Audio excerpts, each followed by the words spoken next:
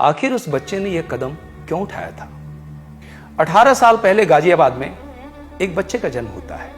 माँ बाप ने बड़े प्यार से उसका नाम असद रखा था।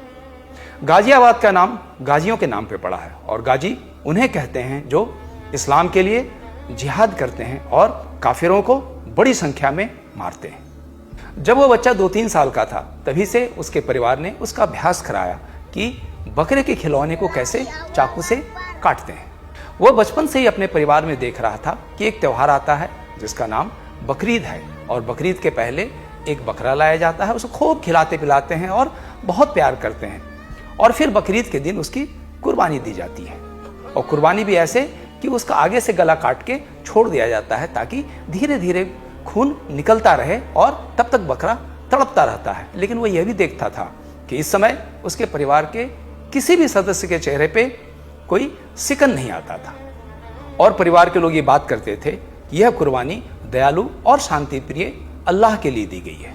अल्लाह इस कुर्बानी से बहुत खुश होते हैं। फिर वो यह भी देखता था कि कुर्बानी के बाद बकरे के छोटे छोटे टुकड़े किए जाते थे और उसे अपने रिश्तेदारों के बीच बड़ी खुशी से बांटा जाता था।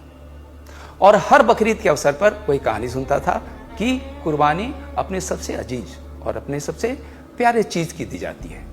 वो जानता था कि किस तरह से इब्राहिम अपने बेटे इस्माइल की कुर्बानी देने के लिए तैयार हो गए थे। और साथ ही उसने ये भी सुन रखा था कि जो अल्लाह की बात नहीं मानते हैं और अल्लाह के सामने नतमस्तक नहीं होते हैं वे कुफ्र करने से लोग काफिर। और वह यह भी जानता था कि काफिरों को धरती पर रहने का अधिकार नहीं है। धीरे धीरे वो बड़ा होता गया और उसके कई दोस्त बनते गए।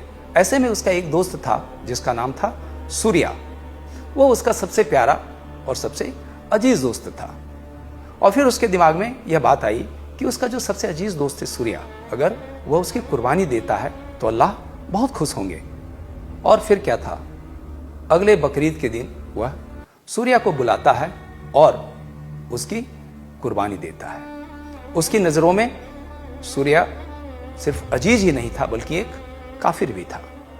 अपने सबसे प्यारे और अजीज दोस्त की कुर्बानी, बस इतनी ही सी तो बात है।